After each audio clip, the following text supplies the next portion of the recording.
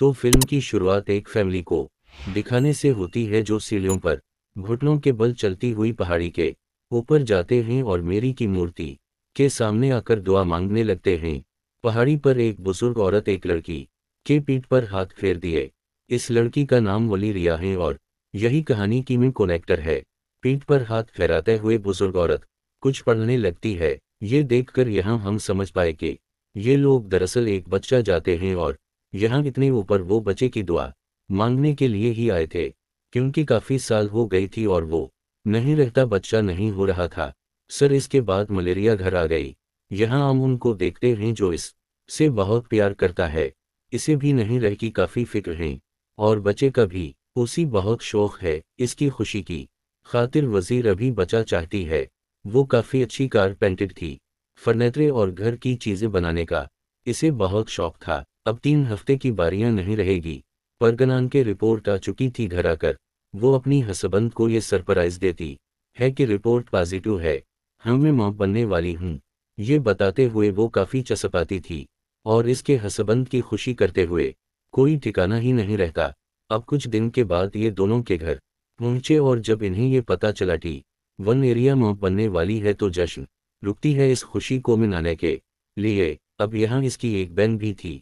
वानीरी को खास पसंद नहीं करती थी, वो इससे जलती थी, तो उसकी मां बनने की वजह से ज्यादा कुछ दिखाई नहीं दे रही थी। उसीलिए सब लोग जब खाना खा रहे थे तो वनीरे को शर्मिंदा करने के लिए वो सबको वनीरे की पुरानी बात सुनाने लगी रही थी कि एक पड़ोस योनी वेनगरा को अपना बच्चा संभालने को कहा, लेकिन क्योंकि इस कि अपने बच्चे नहीं हैं तो ये बच्चों को संभालने में बिल्कुल अच्छी नहीं है। उसने इन पड़ोसियों का बच्चा गिरा दिया। मैं उनकी ऐसी बातें सुनना उसे बहुत बुरा लग रहा था। फिर वो कुछ नहीं कहती, लेकिन दिल ही दिल में उस वक्त गुस्सा आता है मुझे। वलीरिया और इसके हसबंद घर जा रहे थे अंधी और रास्ते में वनेरिया की नजर एक औरत पर गई जो एक घर की छत पर खड़ी थी। वो लगातार जा रही थी, लेकिन इसका चेहरा ठीक से दिखाई नहीं दे रहा था। इसने वरिया उसे काफी हैरत बड़ी नजरों से देखते हैं। उनकी तबीयत अचानक से उनकी गाड़ी के पास एक लड़की आ गई। उसी मलेरिया पहचान लेती है, कहती ये दोनों पहले ही बहुत अच्छी दोस्ती हवा करती थीं और इतने वक्त के बाद एक दूसरे को देखकर वो बहुत खुश हो जाती हैं। जिसके बाद मलेरिया और इसके हसबंद घर आ गई। ऐसे वक्त गुजरता जा रहा था। हम साफ साफ देख पाते हैं कि मुनीरा को अजीब सा महसूस होने लगा था। इसके अंदर अजीब सा डर था, खास तौर पर इस बच्चे को लेकर। मैं तंसियों मीठे उसे नींद ही नहीं आ रही थी। फिर तंग आकर वो बेड से उठकर खिड़की के पास आकर खड़ी हो जाती है। वो देखती है कि ये सामने वाली बिल्डिंग पर भी एक औरत खड़ी है जो लगातार वलीर को ही देखी जा रही थी। इसे देखते भी नहरिया अपना हाथ हिलाती हैं कि शायद नीना आ रही हो। वो औरत हाथ ही जाने की बजाय पूरा जिस्म ही बड़ी अजीब तरह मोड़ने लगती है। जो चीज़ इसे काफ़ी अजीब लगती है तो हैरत में पड़ती है, लेकिन अगले ही पलों औरत से कौचाती है। वो मरे नहीं थी, बस इसकी हड्डियां टूट गई थीं। वो मुंह की बल गिरी थीं और रैन दी हुई इसकी बिल्डिंग की तरफ ही बढ़ने लगी थी। इसे देखते ही नहीं दे काफी डर दी। उसी अपनी आंखों पर यकीन नहीं आ रहा था कि मैंने एक याद देख लिया। जोर जोर से वो चलानी लगती है, पर वो औरत लगातार इसकी बिल्डिंग की तरफ ही बढ़ती जा रही थी। इस वजह से डरते हुए इसकी मुझसे जोरदार चीख निकल दी, जिसकी आवाजें इसके हसबंद जवाब दिया। तो वो जल्दी से अपने हसबंद के पास आई, पूरी तरह आप रही थी। इसे बाहर लाती है, सारी बात समझाकर नीचे औरत की तरफ इशारा करती है और वहां पर कोई भी नहीं होता। जब इसका हसबंद कहता है कि जब कोई औरत मौत बनती है तो उसके साथ ऐसा होता रहता है, अजीब ख्याल सताती है, तो ये जरूर तुम्हारी परगननके की वजह से हो रहा होगा। ये कहकर वो बात को नजरअंदाज कर देता है। तो वनियरी को भी ऐसे ही लगता है। वेरिया सोचती है कि अगर मैं फ्री रही हूं तो उल्टा सीधा सोच के तंसियों लूंगी, तो क्यों न खुद को मसरूफ रखो। तब इस सोच के साथ वो अपने बच्ची का कमरा तैयार करती है, जैसे कि कमरे की बहुत अच्छी साफ सफाई करके दीवारों पर पेंट करती है और झूला वगैरह लगा के सजा देती है। फिर रात को अपने हसबीनक से कहती है कि आज मैं सोने का दिल नहीं कर रहा तो आज आप ही नाज हुई चलें बातें करती हैं। जब इसका हसबंद ये कहकर मना कर देता है कि नहीं मलेरिया बिल्कुल नहीं। तो मैं सोना चाहिए, क्योंकि ऐसी बच्ची पर बुरा असर पड़ सकता है। इतना कहने की बात वो सोने के लिए नीड किया। इस बात से मिलने का दिल टूट गया अपने हसबंद और बाकियों की ऐसी बर्ताव से वो परेशान हो गई थी। सोचने लगती है, किसी को भी मेरे परवाह नहीं, हर किसी को इस बच्चे की पड़ी है।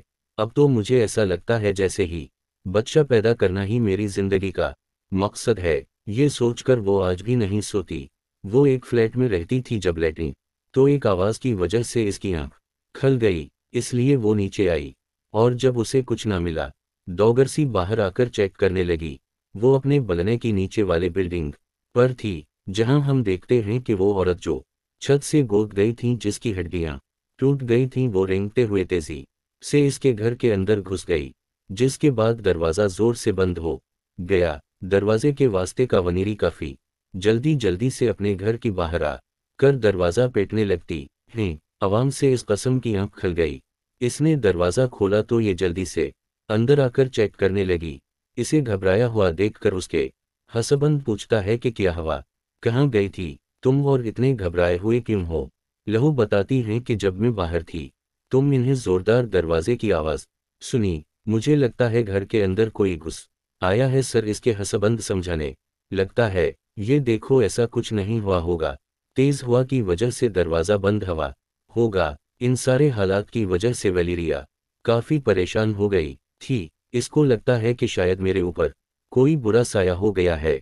तो अपनी मोम के साथ वो एक औरत के पास गई जो रैतोल यानी जादू करनी और उस तरह की चीजें करने में काफी माहिर थी। वो वनीगरे पर भी रैचल करके चेक करती है कि मसला क्या है। तुम्हारा बच्चा बिल्कुल नॉर्मल होगा, सब ठीक रहेगा, लेकिन साथ साथ मुझे कुछ बुरे असरात भी दिखाई दे रही है, कोई मसल बुड़बड़ वगैरह। बट तुम सगर ना करो, मैं सब ठीक करने की कोशिश करूंगी।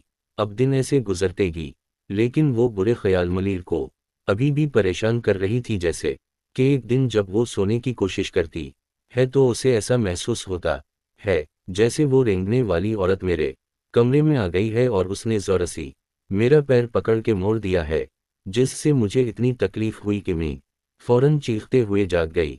उस वक्त इसके हसबंद घर पर ही था। इसके चुप की आवाज सुनकर वो फन वहां आ गया, पर इस बार भी उसी बस इसका पूरा सपना ही लगता है।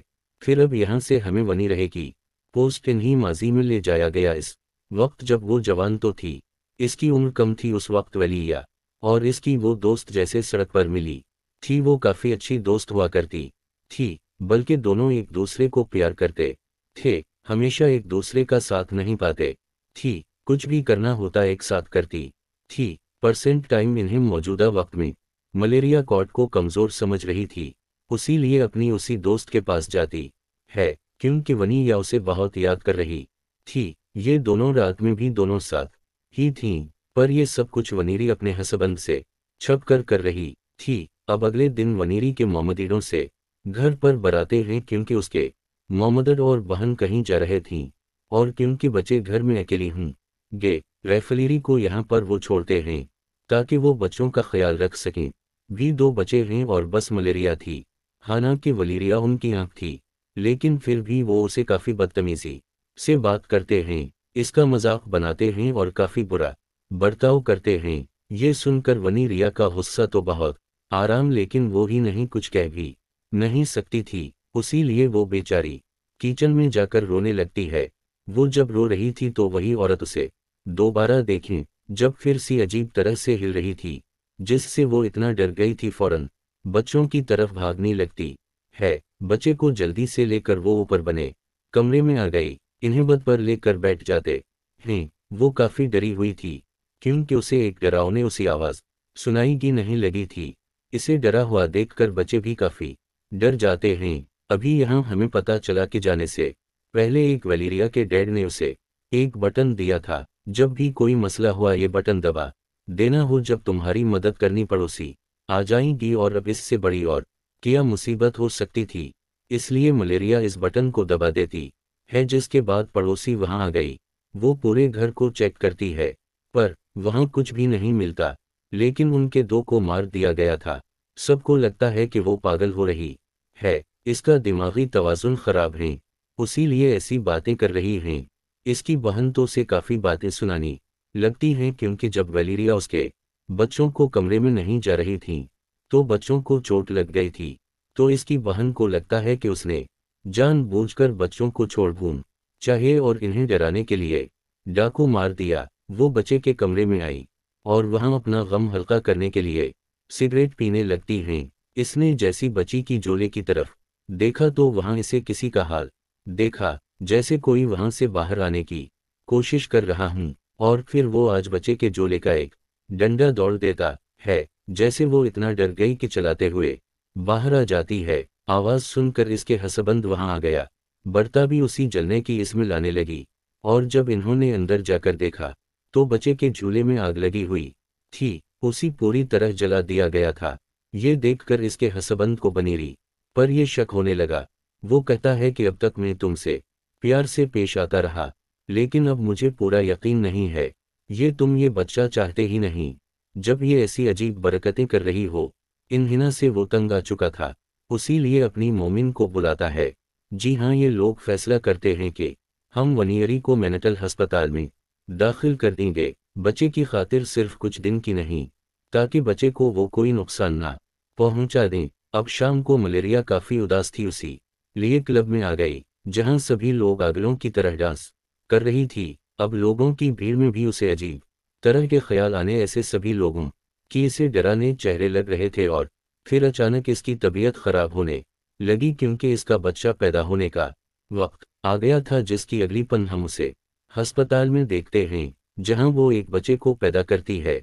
वो बिल्कुल से सलामत पैदा हो गया था। इस बारे में इसके हसबंद को बताया गया कि वो फौरन वहां आ गया और बच्चा पैदा होने से वो बहुत खुश हो गया था। कुछ दिन के बाद दिखाया गया कि ये अपने घर आ गए हैं, लेकिन यहाँ नोटिस करने वाली बात ये थी कि वनियरी की निस्बत इसके हसबंद बच्चे की देखभाल ज्यादा कर रहा था, बच्ची का चेहरा तक नहीं देखती थी, क्योंकि ये सच था कि वो बच्ची को चाहते ही नहीं थी। एक रात जब वो घर थी और उस हसबंद काम पर था तो बच्चा हो सदर रो रहा होता है, लेकिन वो तो बच्ची को उठाती दिख नहीं है, उल्टा इसका रोला वलीरी को परेशान कर रहा था। वो उठता गई थी, गुस्से में जोर जोर से सांस लेने लगी, आवाज सुनने से बचने के लिए चीरी और कानों पर कपड़ा कर लेती है। इसे ख्याल नहीं था कि बच्चा भूख से रो रहा होगा और उसी कुछ खिला दूं, तो दूर की बात, वो तो उसे गो तक में नहीं उठाती। बच्ची करवाना उसे पागल कर रहा था, इसके कानों में तकलीफ हो रही थी, तो ये तकलीफ बढ़ती बढ़ती उसके पूरे जिस्म में फैल गई। इसकी कमर की हड्डी अपनी जगह बदलकर हन रही थी और अजीब तरह से बाएं बढ़ने लगी। अब चीजें कंट्रोल से बाहर हो रही थी, उसी लिए वो अपने बच्चे को फ्रिज में रख देती है, फिर वापस अपनी जगह पर आ इस मजे से एक सो जाती है। कुछ देर की बदबू से होश आई तो बच्ची का ख्याल आते ही कौदकन वो बीस ही उठती है और हर जगह बच्चे को ढूंढने लगी, क्योंकि उसे याद नहीं था कि मैंने इसे कहाँ रख दिया। खिड़की भी खुली थी, इसने सोचा कि मैंने शायद बच्चे को गिरा दिया होगा। अब जब वो पच खोल दिए तो बच्चा मिल गया, जो जिंदा था और खुशकिस्मती से बिल्कुल ठीक भी है। इसे गोद में लेकर वो रोने लगती है।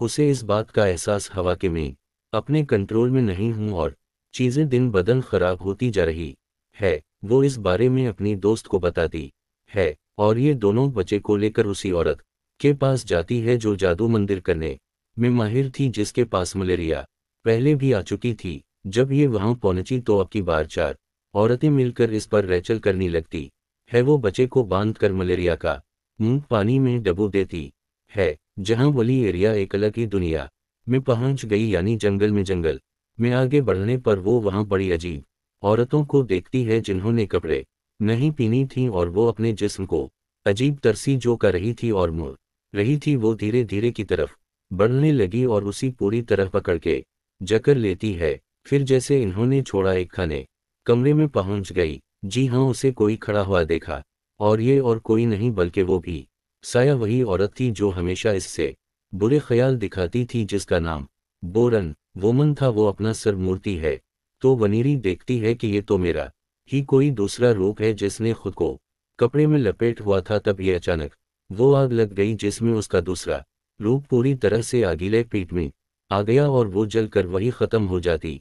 अलिफ काफ 7वीं एरिया की आंकल दी थी। जाओ सारे से चाय जान गई थी, और अब वो दिल से अपनी बच्ची को प्यार करती है, इसे चौनती है। इसके बाद वो घर आ गई, पर यहाँ हमें पता चला कि वनी रवैया कभी भी ऐसी जिंदगी नहीं चाहती थी। ना वो शादी करना और ना ही बच्चा पैदा करना चाहती थी, बल्कि अपनी एजार जिंदगी अपनी दोस्त के साथ गुजारना चाहती थी। इसलिए आज वो अपनी हसबंद और अपने बच्चे को अलविदा कहकर चली जाती है, क्योंकि वो जानती थी कि मैं ये जिम्मेदारी नहीं नवा पाऊंगी। पनीर ये जिंदगी से तंग थी, क्योंकि जो वो नहीं चाहती थी, जिसे शादी और बच्चा, उसे इस हिसाब से चलना पड़ रहा था। यही वजह है कि इसे हर तरफ बहुत शैतान दिखाई दे रही थी, वो भी इस के अपने ही रूप में। ऐसा लग रहा था जैसे उसे शैतान ने जकड़ लिया हो।